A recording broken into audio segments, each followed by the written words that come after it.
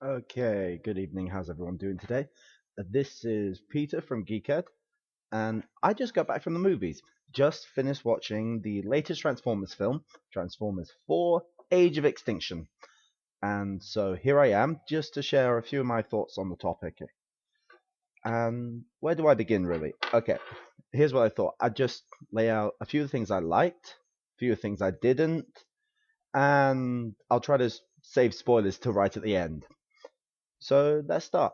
Okay, first things first, things I liked about this film.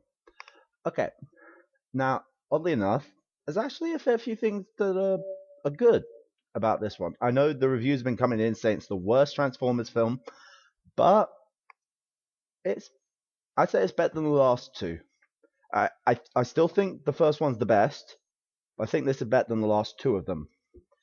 Admittedly, not the highest praise. It's not the highest praise, but there we go. Okay, but specific positive points. Well, first real positive I'd like to share is the action. Okay, it's a big, dumb, stupid action film for the summer, which is kind of what I like about the film. And the action's good. I mean, whenever you're seeing a fight scene or an action scene, the camera pulls out. It's not got too much shaky cam. You can see what's going on. And especially when the Transformers are fighting, they're so much more colorful this time around. And that really makes the action a lot easier to follow. I mean, the Autobots, you got bright blue, bright green, bright yellow, and on the bad guy side, with the bad guy robots, they're pretty colorful too. I mean, you got purples and yellows and greens, and you can tell who's who, which is a fantastic thing. That's probably one of the biggest pluses to the action. That and the effects, which are, as you'd expect from a Transformers film, pretty top notch.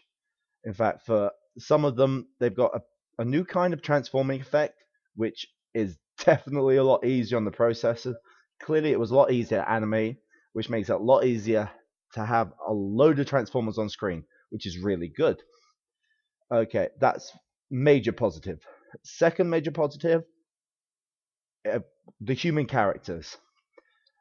They're not offensively bad, and you don't realize how bad the characters have been in some of the films till you get to see one where they're not. Okay, the main character, he's got a teenage daughter, and she annoyed the hell out of me and her boyfriend. I wanted to punch them both a lot, but Mark Wahlberg's character, he's a single father trying to help his family, and that is identifiable way more than Shia. I will complain about my life whilst living in a penthouse suite with my Victoria's Secret model girlfriend, the Buff. Yeah, I I don't hate this guy. Plus, I mean, it's got to be said, who do you want starring in your action film? Shia LaBeouf or Mark Wahlberg? Who looks more convincing? But that's just him. You've also got a couple of really good other supporting characters. You've got Stanley Tucci, who is always awesome and one of the funniest characters in the film.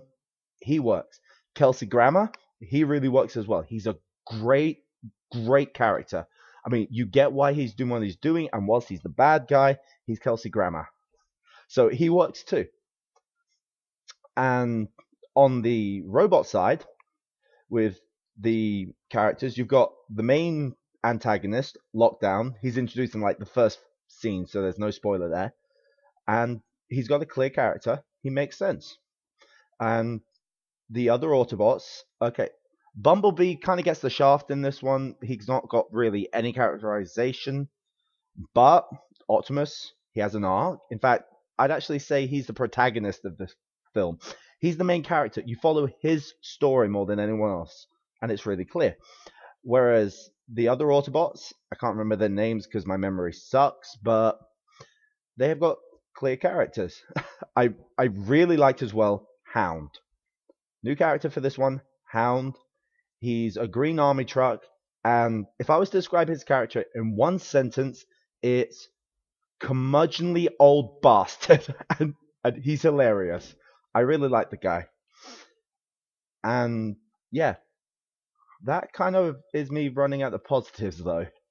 But I'm saying it had good action, it had good characters. The real problems with this film are the plot. Oh my goodness, the plot. It feels for all the world like someone took three different plot lines and stapled them together. And as a result of it, it's a cluttered, confused, convoluted mess of a plot. I mean, you can follow what's going on, but it really doesn't make sense a lot of the time. And it nothing gets enough build, nothing gets enough drama, and that really detracts from it. Because taking one example, like part of the main plot, spoilers now, um, you've got a Transformer bounty hunter looking for Prime, and the adventures with that, and the deals he made with humans to do that. And on its own, strong plot. You could make a film about that. You've also got the human governments hunting Transformers and experimenting on their remains to make their own. And again, you could make a really strong plot about that. You could make a real story. But strapping them together, you waste them both. They don't get enough time to breathe or move, and you don't get a strong enough story from that. Which leads finally to my second major complaint, and that is things are wasted in this film. For instance, the Dinobots, big, big, big part of the advertising, and they are wasted.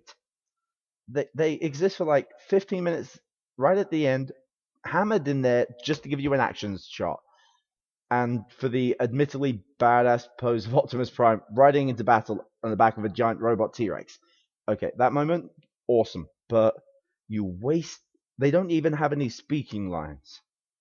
I mean, how would it have killed them to have like a confrontation, just like 30 seconds, where the T-Rex Grimlock goes like, "Me Grimlock not follow Optimus," and Optimus like, "Then I'll kick your ass till you do." It wouldn't have been hard, but they don't do that. There's no characterization for them. They're wasted.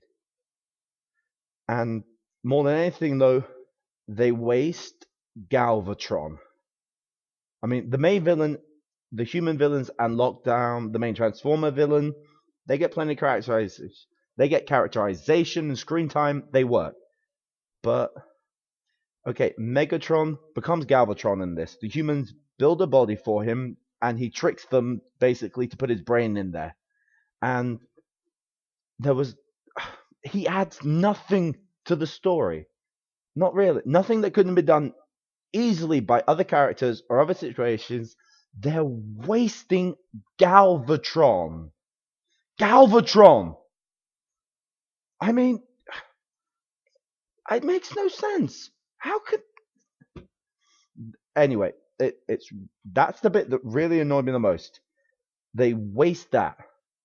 I mean, if they'd have changed it just a little bit, have like them, the humans, make like their own Transformer. They don't give it a name. And then, it's revealed maybe halfway through the film. Yeah, we based his design on Megatron because he was so, kick ass and he was strong and everything else. And you're like, okay. And then you start to see little hints and flickers of maybe we don't control it as much as we think we do. And then right in the final battle, he goes off script. And they're like, what the hell? And he just kicks human ass and says, leaving you to this fight, don't care. And I'm like, what the hell? And he's like, I am Galvatron. When maybe he does that after like, it's just a drone. It has no brain. And then he says, yeah, right. I mean, that would have made it much stronger. Save Galvatron for another film. Introduce him here, but don't have the climax be his plot because it kind of hijacks the plot for the climax.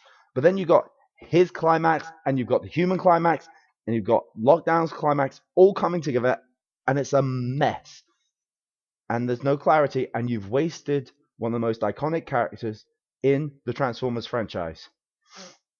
And it's just it's really pissing me off that. So, kind of like overall thoughts on the film, maybe like a 5.5 out of 10. 6 if you can overlook the wasting of iconic characters. It's not terrible. It's a turn your brain off, watch it, and don't pay too much attention kind of film. Which again, that's what I liked about it. But again, with that though, the plot doesn't doesn't add any drama to it, and it's a waste. So it's the kind of film that I'm not pissed off I watched it. I wouldn't rush out to watch it again. I'm not going to rush out for the DVD, but it's the kind of film I wouldn't be upset if a friend had it and they popped it on. So it's not terrible, but it's nothing great. So here is my 10-minute or so quick review of Transformers Age of Extinction. They've already made enough money for the next sequel, so we'll probably see that in a couple of years. Hopefully, hopefully they stick to one villain, one plot, and it works out better. But this is Peter for Geekhead,